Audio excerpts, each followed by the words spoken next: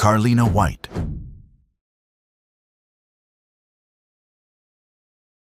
A woman in a nurse's uniform once told a frightened young mother a chilling thing about her sick baby. Hours later, that baby was gone. Carlina Renee White was born in New York City in the summer of 1987 to a young teenage mother, Joy White, and her partner, Carl Tyson. As a newborn, she developed a high fever and was taken to Harlem Hospital Center. In the early hours of an August morning, a woman posing as a nurse removed the baby's intravenous line and walked out of the hospital with her. It was the first known infant taken from a New York hospital, and the surveillance system was not working at the time. Before she disappeared, the woman had unsettled the parents with an eerie remark, telling them, "The baby don't cry for you. You cry for the baby." At the time, it sounded like strange comfort. Only later would it read like a warning. Who would walk into a hospital and take a sick child who was not theirs? The woman was Ann Petway of Bridgeport, Connecticut, who had suffered a series of pregnancy losses. She raised the child as Nejdra Nettie Nance, first in Bridgeport, only about 45 miles from the White and Tyson home, and later in Atlanta. For more than 2 decades, the girl had no reason to question who she was, growing up so close to her real family that they might have passed on the street. Years later, Petway gave birth to a biological son, whom the girl believed to be her half-brother, deepening the sense that this was simply her family. That certainty began to crack as she grew older. As a teenager, and then as a young woman expecting a child of her own, Nettie grew suspicious when Petway could not produce a valid birth certificate. Eventually, Petway admitted she was not the biological mother, falsely claiming the girl had been left with her by someone unable to care for her. What do you do when you start to suspect your entire life is built on a lie? The doubts had been building for years before she acted on them. The absence of ordinary documents, the inconsistencies, the woman who claimed to be her mother yet could not prove it. All of it pushed her toward a search she could no longer avoid. At 23, White searched the website of the National Center for Missing and Exploited Children, found baby photos of a missing infant named Carlina White that resembled both her and her own daughter, and called the hotline. DNA testing confirmed her identity in January of 2011. She had, in effect, solved her own disappearance. Petway surrendered to the FBI in Bridgeport later that month. New York's kidnapping statute of limitations had expired, but federal kidnapping carries none, and she pleaded guilty to a federal charge. In July of 2012, a federal judge sentenced her to 12 years in prison, plus 3 years of supervised release. The prosecutor said Petway had shattered 3 lives with the kidnapping. For the family, even justice felt incomplete.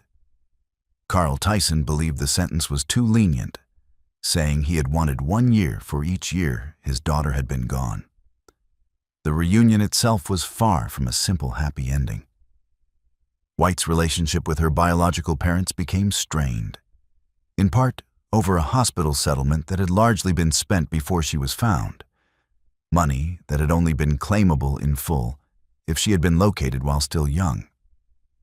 She had spent her whole life as one person, only to be told she was someone else entirely, and the families she returned to were essentially strangers. How do you rebuild a bond with parents you were never allowed to know? Petway served her time in Alabama and was released in April of 2021. White's story was later told in the Lifetime film, Abducted: The Carlina White Story. She has largely retreated from public life in the years since. A woman who recovered her real name, but found that knowing the truth and feeling whole were 2 very different things. The case had given investigators a rare blueprint, a child who had effectively rescued herself. Yet it offered no easy map for the life that came afterward. The next case would follow an almost identical pattern. though this time the child would be taken even sooner, within the very first hours of her life. Kamaya Mobley. A teenage mother chatted warmly with a kind nurse who visited her hospital room. That nurse was about to vanish with her baby. Kamaya Mobley was born in the summer of 1998 to a teenage mother, Shannara Mobley, at a hospital in Jacksonville, Florida. Within hours of the birth, a woman dressed as a nurse who had befriended and talked with the young mother walked out of the hospital with the newborn. How could a baby vanish from a hospital, only hours into her life? The young mother had let her guard down around a woman who seemed caring and familiar, never imagining what was about to happen. By the time anyone realized the newborn was gone, the trail had already gone cold. The woman was Gloria Williams, who had recently suffered a pregnancy loss. She raised Kamaya as Alexis Kelly Manigault in Walterboro, South Carolina, alongside other children and using forged documents. For 18 years, the girl grew up believing that was her name and that Williams was her mother. There was nothing in her ordinary daily life to suggest otherwise, no obvious crack in the story she had been told. The truth began to surface when Alexis tried to find work and could not obtain a social security card or a birth certificate. The missing paperwork was the first thread that, once pulled, would unravel everything she thought she knew. What would you do if your own identity could not be proven on paper? For Alexis, every adult milestone, a job, a license, a simple form, suddenly led to a wall. Tips to the National Center for Missing and Exploited Children and to police led investigators to Walterboro in early 2017. DNA confirmed her identity, and she was reunited with her biological parents the next day. A case that had haunted Jacksonville for nearly 2 decades had finally broken open, and a young woman learned that the name she had answered to her whole life had never once truly been hers. Williams pleaded guilty in early 2018, and that June a circuit judge sentenced her to 18 years in prison for kidnapping, with a concurrent term for interference with custody. At sentencing, the judge noted that the family had suffered for years without knowing what had happened to their child. The term amounted to roughly 1 year for each year of Kamia's life that had been taken. As part of her plea, she was barred from profiting from the crime. Then came the twist few outside the family expected. Kamia chose to keep a relationship with Williams, calling her "my mother," and later supporting her bids to reduce the sentence. That choice strained her bond with her biological mother, Shannara, though she grew closer to her biological father. To the public it was difficult to understand, but to Kamia, Williams was the only mother she had ever known, the person who had raised her, fed her, and tucked her in for 18 years. Can you love the person who took you and the family you were taken from at the very same time? For the biological family, the pain did not end with the conviction. Shannara Mobley settled a negligence lawsuit against the medical center for about $1.5 million. But no settlement could return the years she had lost. She had spent nearly 2 decades not knowing whether her daughter was alive, only to find that the young woman she got back felt loyalty to the person who had caused it all. Williams is serving her sentence at a Florida correctional institution, with her release projected for the early 2030s. She has continued to file post-conviction motions, including a denied bid to cut her sentence and a later effort to withdraw her plea that reopened parts of the case. Each filing has forced the family to relive the ordeal once more, never quite allowing the case to close, and keeping a years-old wound from ever fully healing. The case was dramatized in the Lifetime film Stolen by My Mother, the Kamia Mobley story, with Niecy Nash playing Williams. For all the attention it drew, the central question stayed painfully unresolved. Where, exactly? Did a stolen child's loyalty belong? And could anyone other than Camilla ever really answer that? The next case would also begin with a child raised under a borrowed name, but the discovery would turn on something far more personal than a missing document. Steve Carter. A software salesman browsing a missing children website found a face that stopped him cold. It was his own. He had been raised as Steve Carter, adopted as a young child by a couple who brought him up in New Jersey. But he had been born Marks Panama Moriarty Barnes in Hawaii in the late 1970s, to a journalist and Vietnam veteran named Mark Barnes and an artist named Charlotte Moriarty. When he was still very young, his mother, who struggled with mental illness and had a pattern of disappearing, took him and never came back. His father, a journalist and Vietnam veteran, reported them missing. Charlotte was eventually found in Honolulu, taken to a psychiatric facility, and left the child in state custody under a false name before disappearing again. The name she gave was not his own, and once she vanished, there was no one left to correct the record. How does a child end up in state care under a name that was never his? The boy spent about 3 years in foster care in Honolulu, then was adopted as a young child, renamed Steve Carter, and raised across the country in New Jersey. He simply grew up and built a life, with no reason at all to look back. The few facts he had about his earliest years were thin and second-hand. Gaps an adopted child learns to live with rather than question. That changed almost by accident. In 2011, as a software salesman in his mid-30s thinking about having children of his own, Carter saw a news report about Carlina White and visited the same missing children website she had used to crack her case. He searched for boys who had gone missing from Hawaii decades earlier and found an age progression image of Marks Panama Moriarty Barnes that looked exactly like him, with a birthday only a day off from his own. What are the odds of recognizing your own face among the missing? For Carter, the image was not a vague likeness, but something uncanny, a projection of how a long-lost child might look as an adult. And it stared back at him with his own features. He contacted Honolulu police, gave a DNA sample, and several months later, the match was confirmed. The age progression photo, built from the little that was known, had been close enough for a grown man to see himself in it. A piece of careful guesswork created years earlier had quietly waited for him to find it. Carter reconnected by phone with his biological father, who was living in California, and met an older half-sister, Jennifer Monheimer, who years before had urged police to create that very age progression image. Without her persistence, there would have been no photo for him to stumble upon at all. One relative's quiet refusal to let the case fade had made the entire reunion possible, decades after the trail had seemingly gone dead. His mother's fate, however, remained unknown.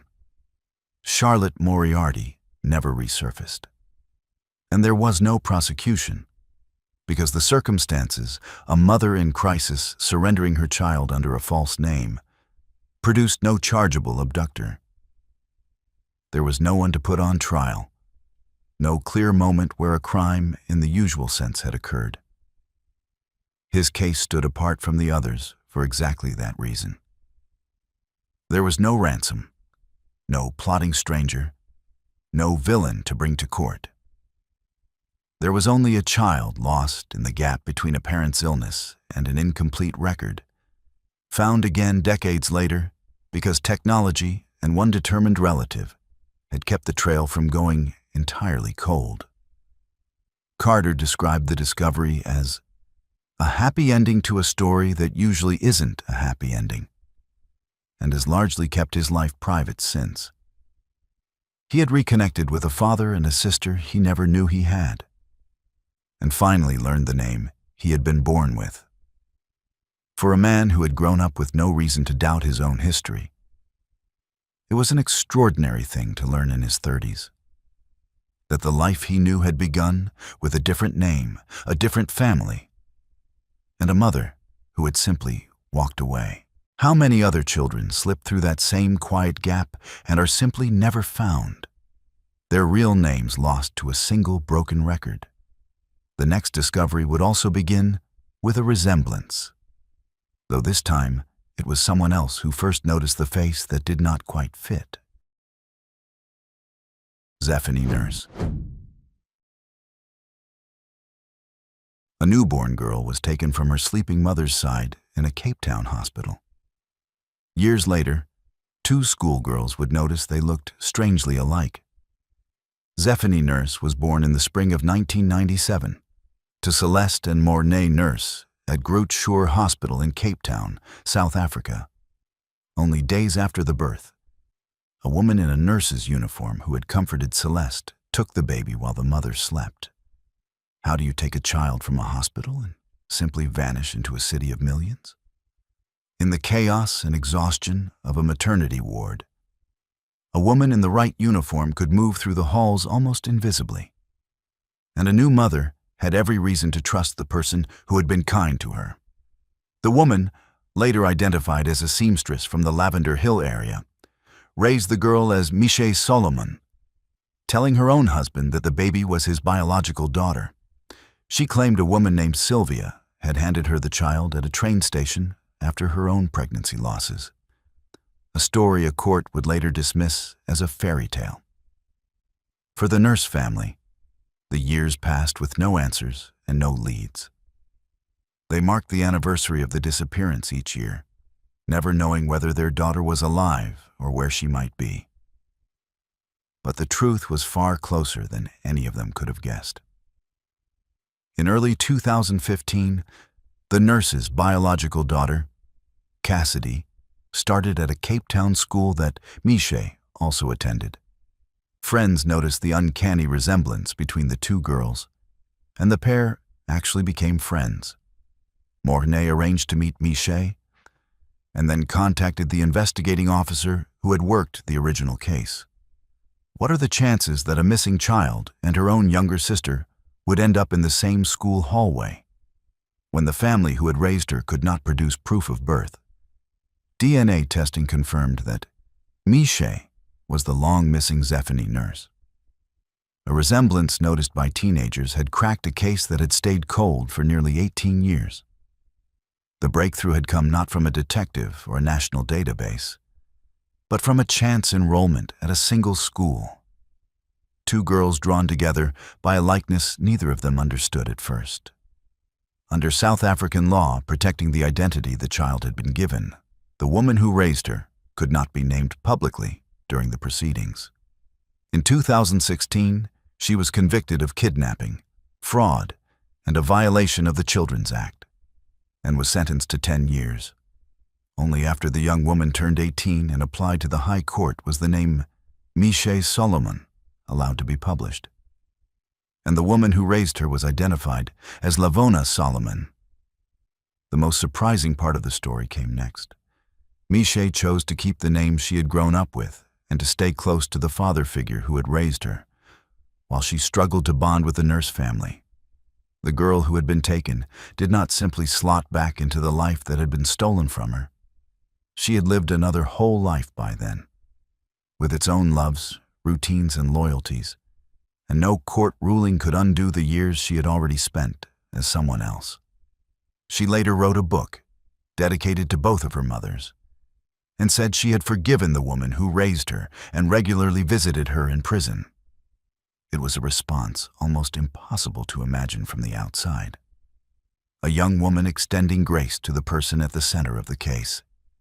Can a person truly forgive the one who took their entire life away?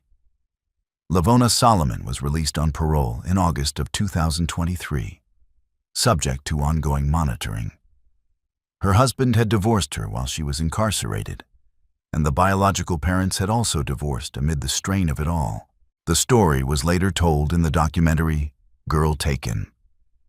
It left behind a question with no comfortable answer, about whether a stolen child can ever fully belong to the family she was born into, or whether the life she actually lived becomes the only real one she has. For the Nurse family, the daughter they had long searched for had come home, and yet remained just out of reach. The next case would unravel not one stolen identity, but several, undoing a mystery that had stood for more than 50 years.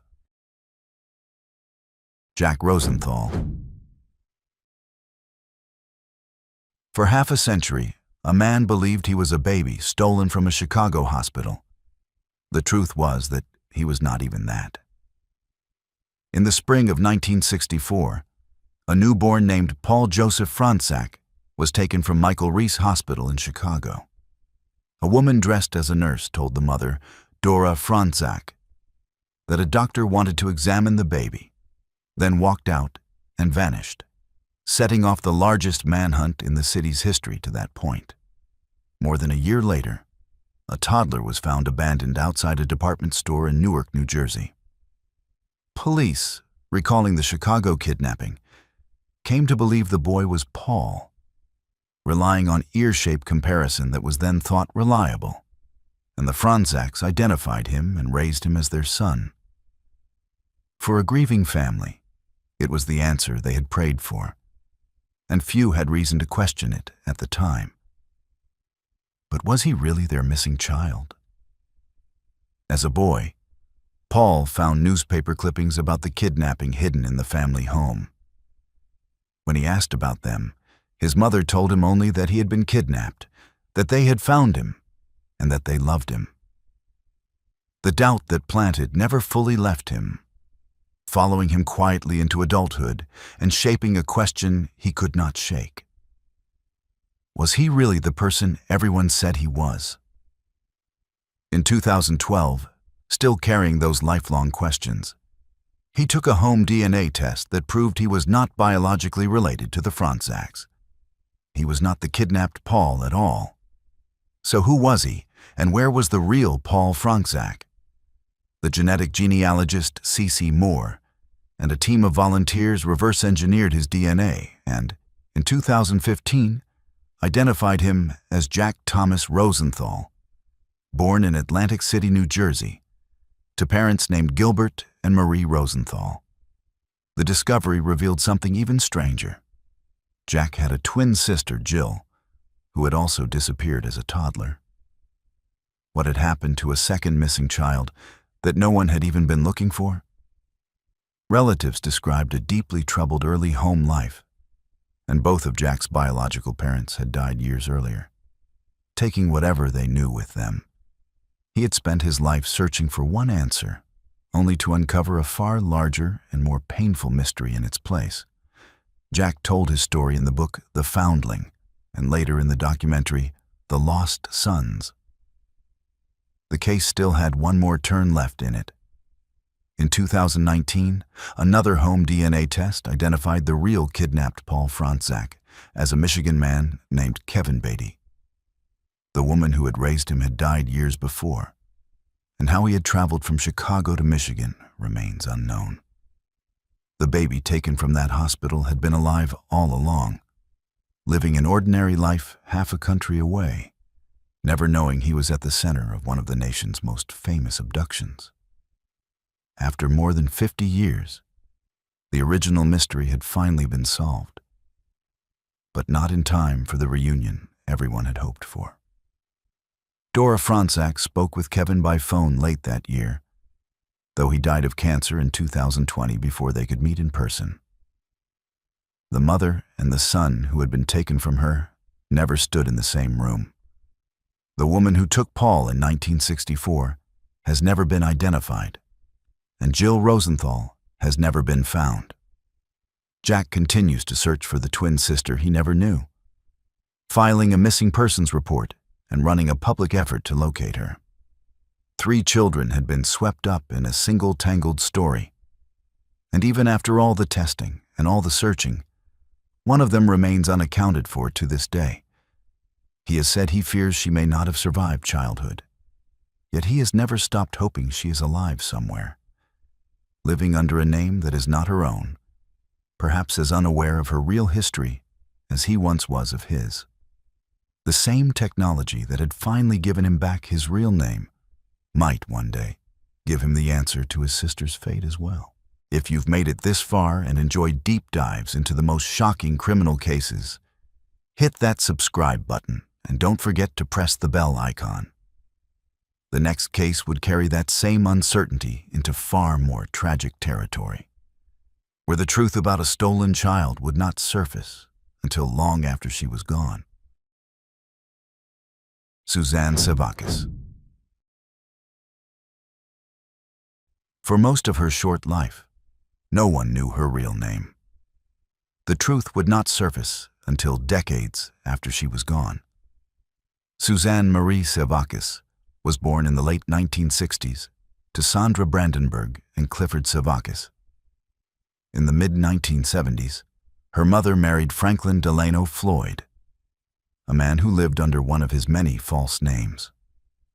While her mother served a brief jail sentence, Floyd left with Suzanne and her siblings, placed two of the sisters in a children's home, and kept Suzanne, raising her as his own daughter under the name Sharon Marshall. From that point on, the girl's real history was effectively erased. How does a man move a child across the country and pass her off as his own, again and again? Floyd moved constantly, using false names he took from cemetery headstones, never staying anywhere long enough to draw scrutiny. The girl known as Sharon Marshall graduated from a high school in Georgia and earned a scholarship to study aerospace engineering. But Floyd would not allow her to attend. By all accounts, she was bright and capable, the kind of student a scholarship was meant for. Yet the life in front of her was quietly closed off. She later had a son, Michael, worked at a club in Tampa, and in 1989, Floyd married her in New Orleans under yet another set of aliases.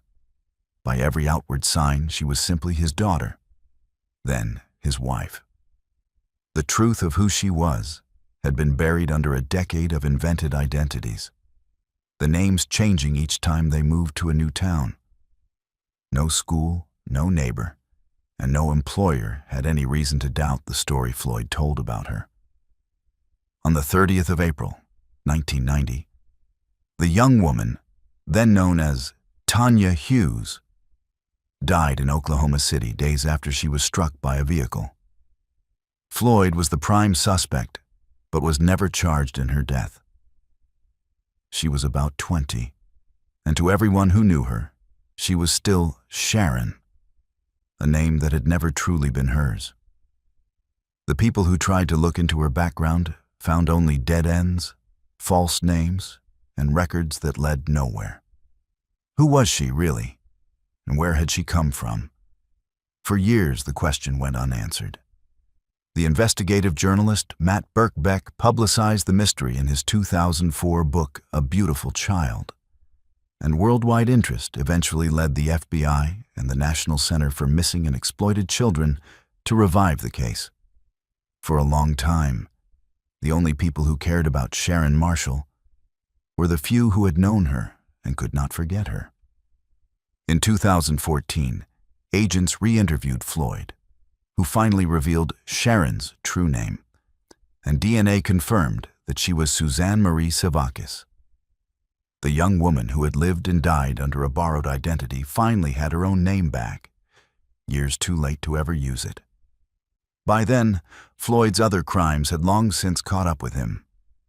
He had been a suspect in the disappearance of a young woman who had worked alongside Suzanne, and whose remains were later found in Florida. Photographs hidden in a vehicle Floyd had taken connected him to that case, leading to his conviction and a death sentence in 2002. There was one more loss at the center of the story. After Suzanne died, her young son Michael was placed in foster care, and DNA showed that Floyd was not the boy's father. In 1994, Floyd took the boy by force, seizing him after holding a school principal hostage, and he was never found. Years later, Floyd confessed to investigators that he had killed him, What had begun as a single mystery had grown into a string of disappearances spanning years. Suzanne's infant brother, Philip, was found alive decades later, living under the name Philip Steve Patterson. Franklin Floyd died of natural causes on death row in January of 2023, after roughly 2 decades there.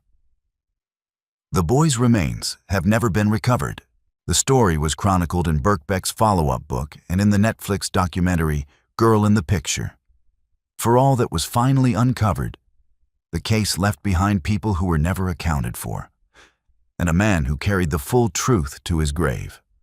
The next case would also begin with a parent, though this time the missing child would be found alive, decades after she vanished.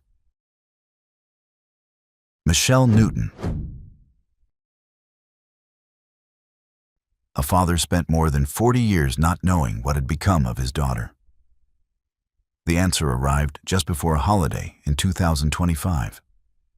Michelle Marie Newton was born in October of 1979 in Louisville, Kentucky, to Joseph and Deborah Newton.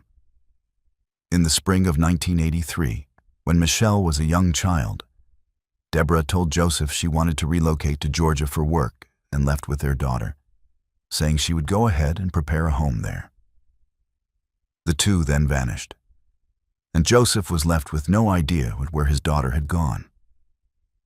What had sounded like an ordinary plan to move turned into a disappearance that would last most of his life, and most of hers. How does a parent disappear with a child and stay hidden for decades? Deborah raised Michelle in another state under a different name, Keister. She was charged with custodial interference and was at one point placed on an FBI list of most wanted parental kidnapping fugitives. For Joseph, the years stretched on with no resolution and no contact. A father left only to wonder whether his daughter even knew he existed. He held on to the hope that she was alive and being cared for somewhere, even as the trail led nowhere. The case eventually went quiet. It was dismissed in 2000. The entry was removed from the missing children database in 2005, and then the case was reopened and a new indictment was issued in 2016. Each time the case faded, it seemed less likely that anyone would ever learn what had become of the little girl who disappeared in 1983. Investigators were working with an image that was decades old and a trail that had gone cold long before. For most of those years, there was no new information at all, only a father who refused to accept that he would never know. In 2024, the National Center for Missing and Exploited Children released an age-progressed image showing how Michelle might look as an adult. That single image helped keep a decades-old case alive long enough for a tip to come in. It put a current, recognizable face on a name that had otherwise belonged to an old, fading file. What finally cracked it after so long? In 2025, a Crime Stoppers tip pointed to a woman in the Villages, Florida, living under the name Sharon Neely, as a possible match for Deborah. It was the kind of lead that might easily have come to nothing. But investigators followed it carefully. A deputy U.S. Marshal compared a recent photo with an image from 1983, and DNA from Deborah's sister in Louisville came back as a near-certain match. On the 24th of November, 2025, authorities arrested Deborah at her home in Marion County, Florida. A woman who had lived quietly for decades under another name was finally identified, more than 40 years after she vanished with her daughter. The most striking detail was about Michelle herself. Now in her 40s, she said she had never known she had been a kidnapping victim at all. She had lived her entire life under a name she believed was her own, with no sense that a father in Kentucky had been searching for her for more than 4 decades. The discovery upended her understanding of her own history in a single moment. She was reunited with that father, Joseph, on Thanksgiving of 2025. Describing the moment, Joseph said it was like seeing her when she was first born. For a man who had spent 40 years imagining this day, the reunion arrived around a holiday table, the kind of ordinary family scene that had been taken from him in 1983. Deborah was arraigned in December of 2025 in a Kentucky courtroom, with Michelle and Joseph present, on a custodial interference charge that carries no statute of limitations. Michelle, for her part, said she intended to support both of her parents as the case moved forward. She had gained a father and a history she never knew she had, even as the woman who raised her now faced the consequences. It was a reunion shadowed by a courtroom, two outcomes arriving at almost the same moment, and Michelle found herself standing in the middle of both. The next case would move across the world, to a father who turned his own search into a national cause. Sun Zhuo. A father searched for his son for 14 years. His story would inspire a film watched by millions before the boy was ever found. Sun Zhuo was abducted in October of 2007 as a young child near his home in Shenzhen, in southern China. A man later identified as Wu Feilong lured him away with a toy and sold him to a couple in the eastern province of Shandong. For years the boy grew up there, hundreds of kilometers from where he had been taken, with no knowledge that he had been stolen from another family. To him, the people raising him were simply his parents, and the city he lived in was simply home. How do you find one child in a country of more than 1 billion people? His father, Sun Haiyang, refused to give up, and his search stretched across 14 years and became widely known across China. That search inspired the 2014 film Dearest, directed by Peter Chan, which dramatized the anguish of parents whose children had been taken and brought national attention to the issue. The film turned one father's private grief into a story millions of people watched. Yet his own son was still missing while audiences filled cinemas. The contrast was hard to escape. A famous film about his loss and no answer about where his child had gone. Audiences wept at the story while the man who lived it handed out flyers. What does it take to keep searching for that long, with the trail growing colder each year? The breakthrough finally came through technology. Using facial recognition tools and DNA, authorities were able to identify Sun Zhuo and connect him back to his biological family. Father and son were reunited at a ceremony held in Shenzhen in December of 2021. After more than a decade, the family at the heart of a famous film finally had its real ending. The boy in the missing posters was now a young man, meeting the father who had refused to stop looking for him for 14 long years. For Sun Haiyang, the reunion answered the question that had driven his entire adult life. But it also raised new ones, about the years that could never be recovered and the bond that had to be rebuilt almost from nothing. What happens to the person who took a child when justice arrives more than a decade later? In October of 2023, a district court sentenced Wu Feilong to 5 years and ordered him to pay compensation to each affected family, with an accomplice receiving a shorter term of 2 years. Sun Haiyang felt the punishment was too light, pointing out that his son had been gone for 14 years, while the trafficker received only 5. For a father who had given more than a decade of his life to the search, the sentence felt badly out of proportion to what had been taken from his family. The man who had sold a child away faced only a handful of years behind bars, and to Sun Haiyang that gap between the crime and the punishment was its own kind of wound. There was another quiet twist in how the story ended. Sun Zhuo chose to continue living and studying in Shandong, while keeping in contact with the parents who had searched for him for so long. The reunion did not simply rewind the years that had passed. It created a new and complicated arrangement between two families and a young man caught between them, balancing the parents who had raised him with the ones who had found him. There was no simple way to belong fully to either side. And the years he had spent in Shandong could not be set aside. For Sun Haiyang, who had spent more than a decade meeting other searching parents, the case had become about more than his own son. He had turned a private loss into a public campaign that helped push child abductions into the national conversation. The film built on his story, and the attention it drew, helped make searching parents a cause that the whole country recognized, long before his own search ended. His was one of several Chinese reunions in this period that captured national attention, each one reuniting a grown child with parents who had spent decades waiting.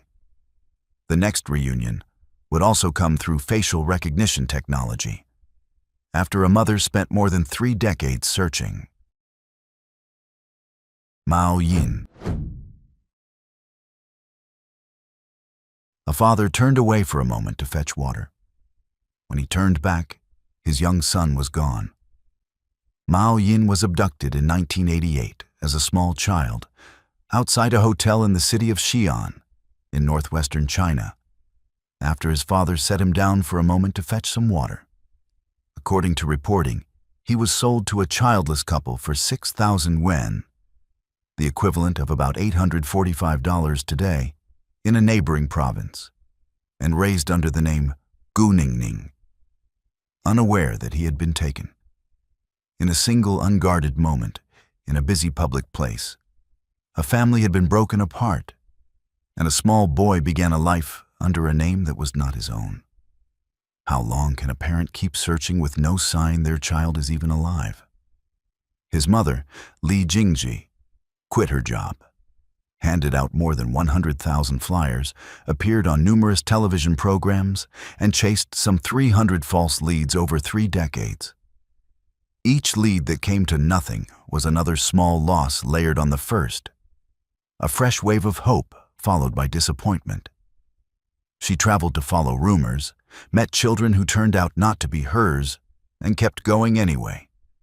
Along the way, she began volunteering with a network that reunites trafficked children with their families, and she helped dozens of other families find their own children before she ever found her son. She gave years of her life to a cause that had grown out of her own grief, becoming a familiar face to other parents in the same situation. She had become an expert in other people's reunions while still waiting for her own. What finally led her back to him? In the spring of 2020, police in Xi'an received a tip that a man in another province had bought a child from the region in the late 1980s. The tip was vague, decades old, and easy to dismiss, but it lined up with the timeline of Mao's disappearance. Investigators took an image of Mao as a small child, used software to age it forward, and scanned a national database for facial matches. Then tracked down a man and confirmed through DNA that he was Mao Yin.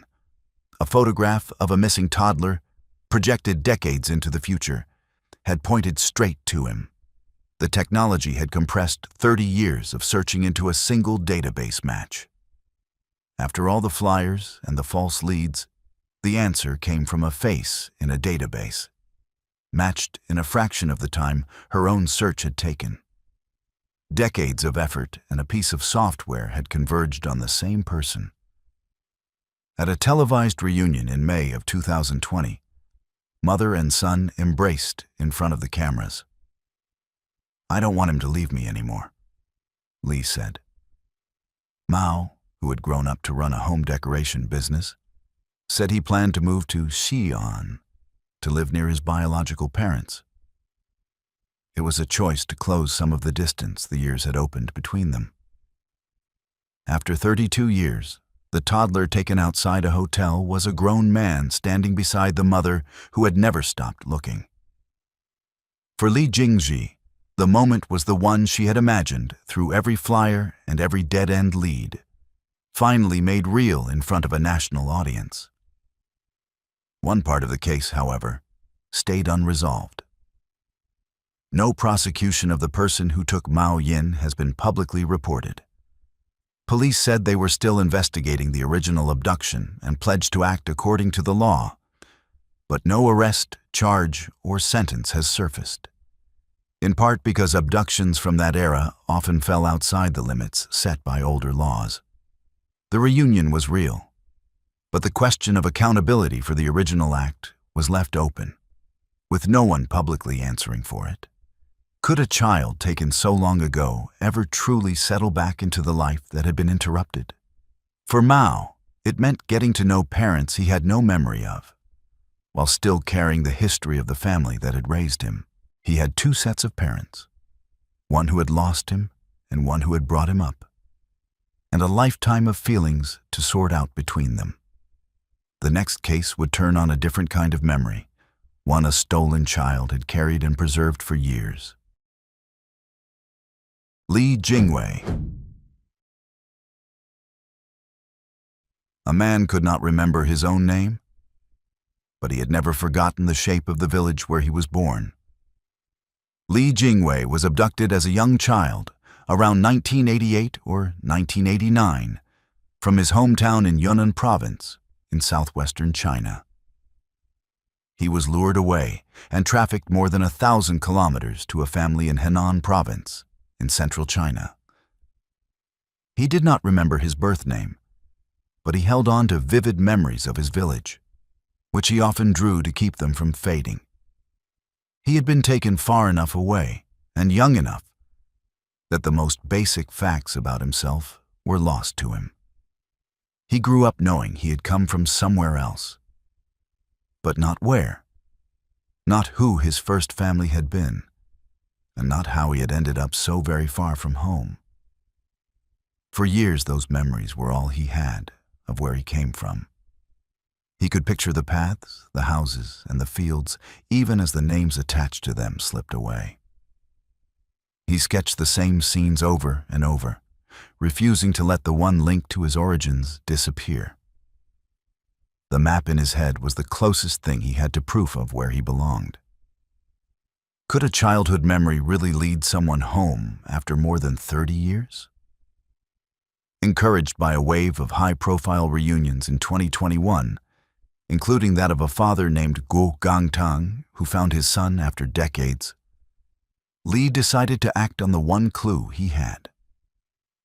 He posted a video online showing a detailed map of his hometown, drawn entirely from memory. The map laid out the village as he had known it as a small child, down to the arrangement of its houses and landmarks. The video spread quickly across the internet, and it gave investigators something concrete to work with at last. What had lived only in his head was now a public document that anyone might recognize. How often does a hand-drawn picture succeed where decades of formal searching had failed? Police used the map to locate a village in Yunnan, found his biological mother, and confirmed the match through DNA. A drawing made from a child's memory had done what years of conventional searching could not. The details he had carried for so long turned out to be accurate enough to guide police to the exact place he had been taken from. A remarkable feat of memory across more than 3 decades. For a man who could not even recall his own birth name, the precision of that map was extraordinary. The one thing he had never lost was the picture of home, and it had survived intact through everything else he had forgotten. Li was reunited with his mother on the first day of 2022. "I never thought I'd see you again," she said. He also met a younger brother and sister he had never known existed. The family he had only been able to draw was suddenly standing in front of him. And he later said the day had felt like being reborn. He had spent a lifetime as the boy who came from somewhere else, and now that somewhere finally had a face and a family attached to it, after more than 30 years of not knowing, what would happen to the people who had taken him all those years ago?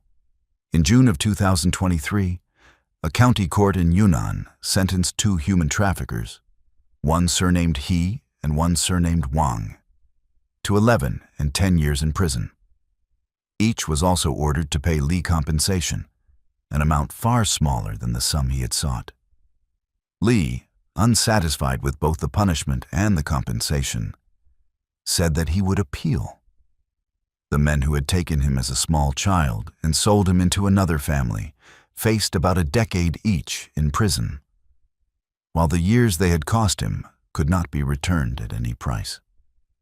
His case arrived during a stretch when several long-missing children in China were found and returned, often through a mix of new technology, persistent parents, and a single overlooked clue.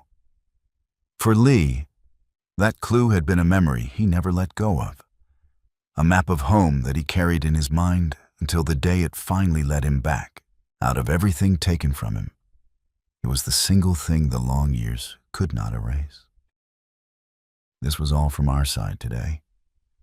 Thanks for watching. Click here to check out another video.